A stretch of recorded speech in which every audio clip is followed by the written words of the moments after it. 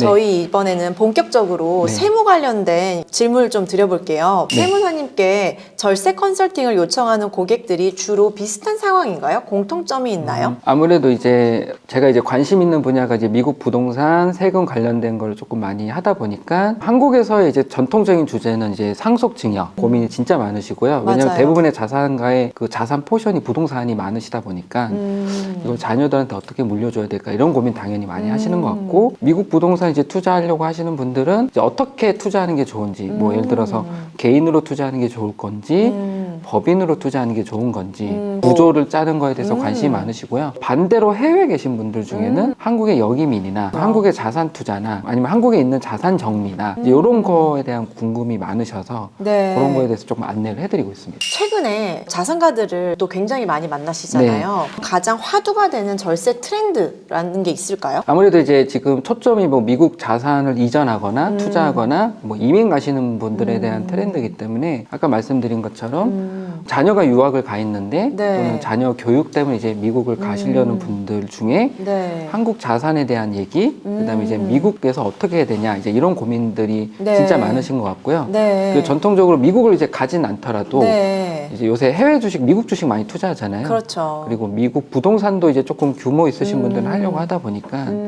이거 어떻게 투자해야 되지? 그러니까 투자 전문가분들 이렇게 고 대표님처럼 이제 잘 만나서 얘기를 하더라도 네. 이제 세금 고민은 결국은 이제 남게 되거든요. 그럼요. 세무 상담은 전문가에게 네, 또 자문을 받으셔야죠. 부동산 상담도 전문가. 네, 맞습니다. 세무사님, 고객분들 중에서 미국 투자와 자산 이전에 대해서 고민하는 분들이 정말 많잖아요. 미국 투자에 대한 니즈가 늘어난 원인이라든지 그분들의 미국 투자 목적이 뭐라고 생각하세요? 제가 경험하고 들은 얘기 또 나름 제 생각을 좀 덧붙이자면 네네. 대한민국의 이제 국민 소득이 거의 이제 3만 4만 달러 이제 넘어가고 있고 그럼요. 그다음에 이제 국부도 뭐 몇 경이 넘어간다는 얘기까지 이제 그렇죠. 기사에서 봤었거든요. 네. 옛날에 이제 일본 같은 경우는 이제 와타나베 부인 이제 이런 트렌드로 해외 자산 투자를 많이 했듯이 네. 이제 한국도 이제 국민 소득도 높아지고 자산의 규모도 커지다 보니까 해외 자산 투자를 많이 하시는 게 아닌가. 더군다나 지금 이제 우리는 원화 경제권을 살고 있잖아요. 근데 미국 부동산 투자, 뭐 미국 주식 투자는 사실 달러에 대한 투자이기 때문에 그쵸. 기축통화에 대한 투자로 보시고 하시는 분들도 또 많으신 것 같습니다. 그런데 세금적인 측면에서 해외 부동산에 투자했을 때 메리트가 있잖아요. 네. 그 부분을 좀 설명해 주시겠어요? 아무래도 이제 그 한국 부동산에 대한 이제 세금 규제가 좀 강하거든요. 그럼요. 그래서 뭐 종부세나 뭐 상속증여 뭐 이런 걸 떠나더라도 네. 우리나라 최고 세율이 혹시 몇 프로인지 아세요? 얼마예요? 82.5%. 아우, 너무 심했다. 그게 네. 뭐죠? 그게 뭐냐면 원래 이제 상속증여세 최고 세율이 50%고요. 네. 거기 말고 양도소득세가 다주택자 중과를 할 경우 지금은 이제 하진 맞아요. 않아요. 근데 이제 네. 한때 30% 중과가 되면 45%에서 30%가 더해지니까 75%. 네. 거기에 이제 지방소득세 10%까지 하면은 75%에 7.5니까 82.5%. 그러면- 이제 이런 세금이 있는 거죠. 근데 이제 그런 뭐 세금적인 고민도 이제 좀 강한데 이제 미국 같은 경우는 이제 제가 공부를 하다 보니까 네. 뭐 예를 들어서 미국에 주택을 갖고 있다 하더라도 한국이 이제 주택수에선 빠지거든요. 그렇죠. 그다음에 또 미국은 또 양도세 2월 과세 규정이라든가 그건 뭐죠, 세무사님? 텐소리언 익스체인지라고 동종 자산 교환 프로그램이라고 네. 있어요. 제가 이제 토익 700이랑 영어가 좀 약간. 그러니까 예를 들어서 미국의 투자형 부동산에 한해서 내가 나중에 이제 팔 때 어떤 요건이 있거든요. 뭐 에스코를 이용하고 몇 개월 이내에 해야 되는 어떤 요건에서 같은 가격 이상의 투자형 부동산을 살면 양도세를 이월해 주는 프로그램이 있어요. 그래서 네. 그런 거 같은 경우 적절하게 이용하면 텍스 네. 플래닝 입장에선 되게 네. 메리트가 있죠. 그래서 세무사님, 네. 미국에 투자하는 것보다 적극적으로 미국 이민과 네. 영주권 취득도 늘어나고 있어요. 그 원인과 목적은 뭐라고 생각하세요? 네. 이거 약간 조심스럽긴 한데 네네. 아무래도 자녀 이제 교육 때문에 이제 그런 고민을 하시는 분도 있고요. 아까 이제 상속증여에 대한 고민, 네. 세금 고민도 하시는 것 같고, 근데 그보다 더 큰 건 아무래도 미국은 이제 전 세계 가장 큰 경제 규모를 가지고 있고 네. 또 기축통화로 이제 움직이는 경제권이다 보니까 거기에 대한 어떤 메리트를 느끼고 넘어가시는 분도 있는 것 같아요. 실질적인 실무적인 또 질문을 드려볼게요, 세무사님. 네. 완전 한국인 있잖아요. 미국에 부동산 투자를 할 때 송금 보증금이나 신고나 세금 관련해서 주의해야 될 체크 포인트가 있을까요? 근데 저 궁금한 게 하나 있는데 네, 뭔데요? 가끔 이렇게 미국 쪽에서 오시는 분들은 이 한국에 이렇게 하시더라고요. 이거 어떤 뭐 의미가 있어요? 아, 이게 이제 그 큰 따옴표. 큰 따옴표. 네. 이게 뭔가 궁금했어요. 그게 나 이제 이거 많이 써봐야 강조 되겠다. 포인트, 강조 포인트. 배웠다. 네. 이제 많이 써먹어요. 어쨌든 아까 이제 한국인이라고 하셨는데 네네. 더 정확한 이제 세법적 용어로는 거주자, 비거주자로 봐요. 그래서 나는 똑같은 사람인데 네. 한국의 세법 입장에서 거주자, 비거주로 나눌 수 있고요. 미국의 입장에서도 거주자, 비거주자로 그렇죠. 나눌 수 있죠. 그래서 네네. 방금 말씀하신 한국인은 네. 이제 한국에서 거주자, 그렇죠. 미국 입장에선 비거주자예요. 그렇죠, 그래서 그렇죠. 요 상태로 이제 미국 부동산 투자할 때 이제 주의할 점은 네네. 일단은 생각을 해볼 수 있는 구조는 내가 미국에서 개인으로 네. 미국 입장 비거주자겠죠. 네네. 부동산을 사는 방법이 있을 것 네네. 같고 내가 미국의 법인을 설립해서 그렇죠. 부동산을 사는 방법에 대한 그렇죠. 고민이 있을 것 같고요. 또 하나는 이제 뭐 당연히 이제 이렇게 되면 내가 갖고 있는 자금을 가지고 미국으로 이전을 해야 되기 때문에 네네. 외환관리법에 대한 것도 그럼요. 고민을 하셔야 되고요. 굉장히 까다롭잖아요. 가장 중요한 부분 중에 하나입니다. 그럼요. 그 다음에 또 하나는 내가 만약에 개인으로 이제 투자하든 법인으로 투자하든 네. 한국에서 고민해야 될 거는 네. 신고 의무 제도가 있어요. 아유, 맞아요. 그래서 부동산을 취득할 때, 보유할 때, 맞아. 처분할 때 한국에서 신고해야 되는 의무가 뭐냐면 6월 말까지 네. 취득, 보유, 투자, 운영, 그 다음에 처분에 관한 명세서 제출이 있어요. 명세서 제출. 네, 이거 꼭 제출해 주셔야 되고 네. 그 다음에 해외 사업장이 있으면 사업 명세서 그리고 이제 법인으로 투자하게 되면 뭐 법인과 관련된 여러 가지 또 재무제표하고 뭐 해외 손실 보고서나 이제 이런 것들을 똑같이 또 제출해 하셔야 되거든요. 네. 이런 것도 고민하셔야 되고 네. 아까 이제 제가 또 말씀 네. 안 드린 게 내가 네네. 이거 투자를 할 때 거주용을 할 것이냐 네네. 아니면 투자용을 할 것이냐에 네. 대한 고민도 당연히 해야 되고 그거에 따라서 맞아요. 당연히 세금 방향도 달라질 것 같고 당연히 미국 부동산을 이제 투자를 하기 위해서는 네. 미국의 계좌를 계산하셔야 되거든요. 네. 그럼 한국 입장에서는 해외 금융 계좌를 매년 또 신고를 하셔야 돼요. 금액 기준이 있나요? 네. 연중으로 네. 한 5억 원 이상 초과를 하면 한 번이라도 하루라도 이제 신고를 하셔야 되는 의무가 있는데 네. 그냥 신고를 하면 된다라고 보시는 게 가장 좋으세요. 왜냐하면 이제 본인의 판단은 이게 초과가 안 됐을 거라고 생각했다가 네네. 추후에 가산세 맞는 분들도 꽤 있으시기 때문에 가산세요. 네. 네, 어쨌든 요거는 이제 꼭 하셔야 된다. 하지만 뭐 내가 요건에 맞냐 안 맞냐는 그 부차적인 것 같고요. 요런 어떤 주의할 걸 좀 해보시면 네. 뭐 크게 이제 지금 뭐 한국에서 하셔야 되는 의무는 조금 말씀드린 것 같고 네. 또 이제 보유를 했을 때는 소득세 신고를 하셔야 되고요. 네. 법인으로 보일 때는 법인세 신고를 하셔야 되고 미국에서 하셔야 되는 거고 네. 그다음에 이제 개인으로 만약에 처분을 했다. 네. 그럼 이제 한국에도 양도소득세 신고를 하셔야 됩니다. 한국에도요? 네. 그럼 양쪽에 2번 내나요? 그러진 않고요. 이제 외국 납부 세액 공제라고 해서 한미 조세 조약에 따라서 한쪽에서 낸 세금을 공제해 주는 제도가 있거든요. 그래서 결국은 이제 가장 큰 세금을 내게 돼 있다. 이렇게 이해하시면 될 것 같습니다. 네. 세무사님, 한국인이 미국 영주권을 취득해요. 만약에 네. 이때 주의해야 될 체크 포인트를 또 알려주세요. 네. 대부분 이제 한국에서 미국 영주권을 취득하는 방법의 대다수가 일단은 EB5를 먼저 하시는 것 같더라고요. 맞습니다. 투자 이민. 네, 투자 이민이죠. 네, 말 그대로 투자 이민이기 때문에 네. 가장 중요한 것 중에 하나가 네. 자금에 대한 출처 증빙이에요. 당연히 세법적으로도 이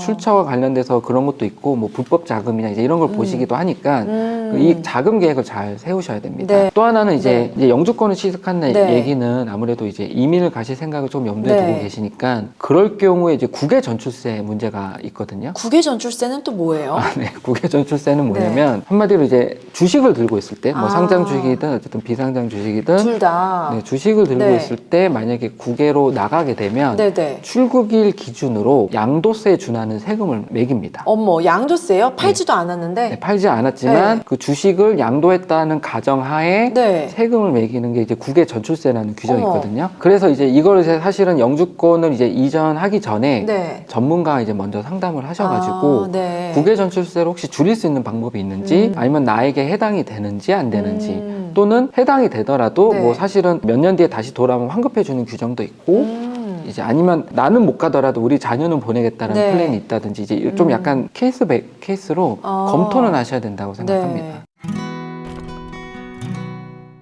또 하나 질문이 있어요. 한국에서 영주권을 받아서 미국으로 이제 이민 갈 때 네. 한국에 있는 부동산 다 팔아야 되나요? 이제 목적이 좀 다를 것 같은데요. 네. 이제 아까 말씀드린 것처럼 네네. 이민을 가시겠다라는 네. 의미가 좀 강하다고 한다면, 네네. 근데 그 주요 포인트가 세금이다. 네. 라고 한다면 아무래도 이제 미국은 이제 상속세, 증여세, 면세점도 높고 네. 텍스 플래닝을 그쪽에서 펼치시겠다 한다면 네. 한국에서 비거주자가 되는 방향으로 이제 조금 고민하셔야 되거든요. 음. 그런 의미라면 한국에 있는 부동산을 처분해서 캐시플로우를 가지고 미국에서 이제 뜻을 펼치시면 될 것 같고요. 네. 근데 이제 그게 아니라 뭐 네. 잠깐 이제 투자를 목적으로 하신다 하면은 네. 굳이 이제 정리에까지는 필요가 없다고 아. 생각을 합니다. 근데 네. 말씀하신 것처럼 그게 아마 이민을 생각하신다고 네. 하면 고민해 볼 만한 주제죠. 네, 맞습니다. 미국에 투자하는 한국인들은 보통 개인으로 투자하나요? 아니면 법인을 세워서 부동산을 구입하나요? 네, 이게 목적에 따라 다를 것 같은데요. 네. 일단은 내가 이제 미국의 얼바인 같은 데서 이제 네. 주거를 하겠다고 해서 하는 투자인지 네. 아니면 진짜 투자 목적의 부동산인지를 좀 네. 나눠서 생각을 해봐야 될 것 같은데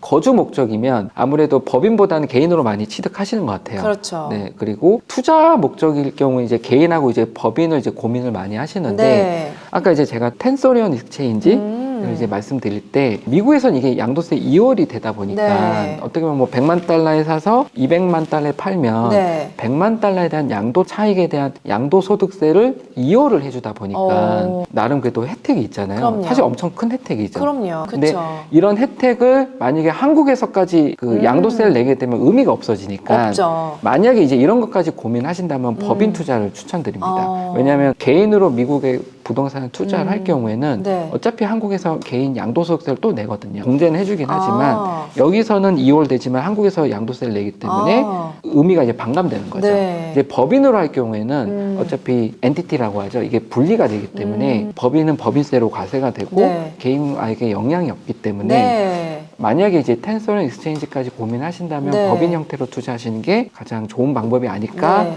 생각됩니다. 그리고 또 하나 고민을 해야 될 거는 네. 아무래도 이제 한국의 소득이 좀 높으신 분들 뭐 소득세율이 45%뭐 아니면 맞아요. 40% 넘으신 분들은 네. 어차피 미국에 개인으로 투자하면 이게 합산되거든요. 아. 네, 임대소득이 발생되면 그 임대소득에 대해서도 종합소득세 합산되고요. 맞아요. 뭐 물론 이제 분리과세도 할 수 있지만 네. 어쨌든 그걸 염두에 두신다 한다면 법인 투자에 대해서도 한번 좀 넓게 생각을 해보시고 네. 의사결정하셨으면 좋겠습니다. 알겠습니다. 세무사님, 네. 이런 게 있어요. 미국에서 내가 네. 임대형 부동산을 샀어요. 네. 그래서 이제 나의 어떤 임대 수익이 났어요. 네. 그러면 이거를 나는 한국에 살고 있으니까 달러를 만약에 한국으로 송금하고 싶다. 이렇게 됐을 때 이런 임대 소득이라든지 이런 매출에 대해서 어떤 세금이 발생하는 거예요? 네, 일단은 당연히 외환 부동산 관련된 신고를 하셨다는 절차대로 하셨으면 네. 취득할 때는 당연히 한국에서 세금 낼 건 없고 네. 보유할 때 내는 세금이 이제 두 가지로 나눠지거든요. 두 개요? 한국도 똑같지만 네. 재산세, 보유세, 네. 그다음에 이제 소득과 관련된 소득세가 있거든요. 그렇죠. 근데 재산세, 보유세는 고민할 이유가 없고 이제 소득세만 고민하시면 되는데 왜 고민할 필요가 없어요? 재산세는 지방소득세고요. 네. 종합부동산세는 국세거든요. 네. 근데 종합부동산세는 사실 지방세에서 파생됐어요. 그렇게 이해하시면 될 것 같고 한국에 있는 지방소득세는 예를 들어서 뭐 강남구에 있는 건물을 살 때 강남구청에서 이제 부과를 하겠죠. 네. 뭔가 세금을. 근데 이제 내가 미국의 얼바인이나 뉴욕이나 시카고나 텍사스에 있는 부동산을 살 때 우리나라 지방세를 부과하진 않겠죠. 아, 이해했습니다. 그쪽에 있는 뭐 취득세, 물론 미국은 네. 취득세는 없고 네. 재산세만 고민하시면 될 것 같고요. 그러니까 이제 남는 거는 네. 소득에 대한 세금인데 네. 미국에 대한 세금은 이제 미국에서 당연히 납부를 하셨을 거고 네. 이제 한국에 있는 소득세를 똑같이 네. 뭐 예를 들어서 주택에서 발생된 소득이면 임대사업자로 봐서 소득세를 신고하셔야 되거든요. 네. 그렇게 해서 이제 하시는 걸 고민하시면 되고 네. 처분을 한다. 네. 그럼 이제 당연히 미국에서도 양도소득세를 내고요. 한국도 네. 양도소득세를 똑같이 계산을 해요. 이런 세금 고민을 하시면 특별한 뭐 세금적 고민은 이제 큰 틀로 말씀드릴 수 있을 것 같고 네. 또 하나는 자금 출처와 관련해서 혹시 신고가 안 되셨다고 한다면 아. 예를 들어서 이럴 수 있어요. 뭐 네. 어떤 케이스냐면 이제 유학비 같은 이제 자녀 교육비로 송금이 맞아요. 돼서 네. 이제 미국에서 좀 약간 캐시가 남을 수도 있죠. 네. 뭐 아이가 장학금을 받아가지고 그럼요. 남을 수도 네. 있고 뭔가 거기서 경제적 활동을 통해서 소득이 생겼는데 그 자금으로 예를 들어서 미국의 부동산을 구매를 한 거예요. 네. 근데 한국에 신고를 안 했어. 아. 이제 이럴 때는 좀 약간 고민하셔야 되는 부분이 그쵸. 있죠. 그 이제 이런 건 이제 증여세로 갈 수도 있고 다양한 이제 세금이 발생될 수 있습니다. 아유, 너무 네. 복잡해서 상담을 받아야 될 것 같습니다. 미국 법인을 통해서 뭐 수익이 났거나 아니면 뭐 개인으로 수익이 났을 때 이를 한국에서 신고를 안 하게 되면 어떤 처벌을 받나요? 일단 이렇게 보시면 될 것 같아요. 네. 미국의 법인을 LLC나 이제 콥을 설립해서 네네. 법인을 설립하면 그건 이제 한국 입장에서는 외국 법인이거든요. 네. 기본적으로. 그쵸. 네, 외국 법인이기 네. 때문에 외국 법인에 맞는 소득세 신고를 미국에서 먼저 진행하시면 네네. 문제가 없고요. 한국에서는 외국 법인이기 때문에 네네. 국내 원천 소득이 아닌 이상은 네네. 아마 외국 법인으로 미국 부동산을 사서 거기서 소득이 국외 원천 소득이기 네네네. 때문에 특별하게 한국에서 법인세 신고를 하거나 이럴 필요는 없으십니다. 아, 네. 다만 이제 두 가지를 조심하셔야 되는데 뭐죠? 첫 번째는 해외 법인을 설립하고 나서 아까 제가 말씀드렸다시피 신고해야 되는 항목들이 있어요. 뭐 네. 해외 법인 명세서를 제출한다든지 한 5개, 6개 정도의 의무사항이 있거든요. 네. 그건 반드시 6월 말까지 하셔야 돼요. 해외 법인 주식을 취득하든지 아니면 뭐 손실이 났다든지 재무 상태표를 제출한다든지 이런 상황에 대한 신고를 반드시 하셔야 네. 되고요. 또 하나는 이게 좀 약간 저도 고민이 되는 부분이긴 네. 한데 해외 법인을 이제 한국인 입장에서 네. 한국 거주자가 해외 법인을 이제 설립할 경우에는 네. 외국 법인이라고 말씀드렸는데 네, 네. 국내 법인세법에 이런 규정이 있어요. 사업의 실질적 관리 고정 장소가 국내에 있으면 국내 법인으로 봐요. 정말요? 네, 그러니까 부동산이 해외인데도? 네, 부동산은 해외인데 그 부동산을 소유하는 건 해외 법인이잖아요. 네. 미국 LLC예요. 근데 이 LLC의 사업의 실질적 관리하는 장소가 국내에 있다. 왜냐하면 지금 우리가 한국인을 가정해서 투자를 할 경우는 대부분 이제 네. 생활을 여기서 할 테니까 네네. 주요 의사 결정을 여기서 할 거고, 네. 그럼 이제 법인세법에 따라서 만약에 이 사업의 실질적 고정 장소가 국내에 있다고 판정이 되면 해외 법인이지만 국내 법인으로 봐요. 그래서 어머. 국내 법인에 네. 관련된 세금 의무들을 다 이행하셔야 됩니다. 세무사님, 네. 정말 중요한 질문이 남아 있는데요. 네. 미국 법인을 통한 자산 이전 그리고 증여나 상속 시에 절세 전략 중에서 가장 베스트 프랙티스나 실제로 굉장히 성공적이었던 고객 사례를 알려주세요. 네, 일단 대부분 이제 자산의 규모의 부동산이 아무래도 네. 많다 보니까 한국의 부동산을 갖고 있으신 분들의 고민의 출발점이 좀 이 비슷한 경우인 것 같아요. 네. 그러면 내가 갖고 있는 부동산을 먼저 네. 좀 나눠봐야 될 것 같아요. 네. 어떻게 나누냐면 이 부동산이 제 말로는 이제 유동화 부동산이냐 아니면 가문의 부동산이냐 이제 요걸 좀 나눠야 될 것 같아요. 맞아요. 근데 유동화 부동산이 뭐냐면 이 부동산은 물려준다기보다는 캐시플로나 캐피탈 게인이든 유동화해서 약간 내 부를 증진시키는 그렇죠. 부동산이고요. 파는 거죠. 네, 징검다리 부동산. 맞아요. 가문의 부동산은 이제 뭐 좋은 부동산이죠. 우리 대대로 네. 좀 물려줄 만한 부동산. 그렇지. 그러면 내가 갖고 있는 건물이 만약에 유동화 부동산이면 그 유동화 시켜가지고 네. 이 자금으로 이제 미국의 뭐 LLC나 뭐 네. 콥을 설립해서 가족법인을 만들어서 네네. 이 가족법인이 미국 부동산 투자의 어떤 지주회사 역할을 하는 네. 아니면 가족법인의 어떤 형태로 아. 세팅을 하는 것도 좋은 전략일 것 같고요. 네. 근데 이제 이게 가문의 부동산이면 조금 이제 여러 가지 케이스로 좀 고민의 주제가 좀 깊어질 것 같습니다. 아. 그리고 또 하나 이제 뭐 베스트 프랙티스라기보다는 네. 약간 전형적인 사례이긴 한데 기업을 운영하시는 대표님이고요. 네네. 그다음 한국의 부동산을 좀 갖고 계셨는데 네. 이분 같은 경우는 유동화 네. 부동산이셨고 유동화. 네, 기업도 사실은 이제 한국에서 정리하고 미국으로 이민 가실 생각을 네. 하셨더라고요. 그래서 이 기업도 서서히 정리를 할 때 달러 준비도 좀 미리 하셨거든요. 네. 그래서 그렇게 준비하시다가 미국의 가족법인을 만들고 그 자금을 가족법인에다가 이제 뭐 이제 세팅을 해가지고 미국에서 이제 뭐 뉴욕 부동산이나 얼반 부동산 같은 걸 사셔가지고 네. 꿈을 펼치시는 아, 이런 분들도 네. 있으셨습니다. 세무사님, 네. 마지막으로 네. 미국 투자에 관심이 많은 저희 구독자 시청자분들에게 마무리 말씀 하나 부탁드릴게요. 네, 미국 부동산 투자는 뭐 저도 관심이 있긴 하지만 어떻게 보면 약간 종합 예술인 것 같아요. 부동산 투자라는 게 사실 종합 예술이긴 한데 맞아요. 이게 미국 쪽으로 더 확장되다 보니까 그럼 당연히 전문가들이 필요합니다. 당연히 이걸 이제 보시는 우리 구독자분들이나 시청자 여러분들이 공부도 많이 하셔야 되고요. 그리고 전문가 상담도 많이 하셔서 뭐 부동산 투자 우리 고 대표님이랑 하시면 되고 네. 뭐 세무는 뭐 저나 또 주변의 전문가들 네. 또 미국 회계사도 당연히 필요하시고요. 네. 변호사도 필요하고 네. 근데 그분들의 의견을 좀 잘 들어봐서 그래도 좀 구조를 잘 짜서 해보시면 네. 좋겠다는 생각을 하고 있고요. 네. 결국은 이제 네. 모든 그 의사결정의 종착지는 본인이잖아요. 그렇죠. 공부 많이 하셔야 된다고 저는 생각합니다. 그래서 이렇게 영상 보시는 분들은 첫 발을 이미 많이 하고 계시지 않을까 네. 생각하고 있습니다. 세무사님 너무나 쉽게 설명해 주셔서 잘 들었고요. 만약에 좀 더 이런 추가 자문이라든지 이런 개개인별의 컨설팅이 필요하다고 하시면 문재한 세무사님 직접 찾아가시거나 저희 공식 카카오톡 그 계정이 있어요. 그 계정으로 연락 주시면 저희가 또 전문가 연결을 해드리고 있습니다. 오늘 끝까지 좋은 말씀 해주셔서 너무 감사합니다. 고맙습니다. 안녕. 고맙습니다. 안녕.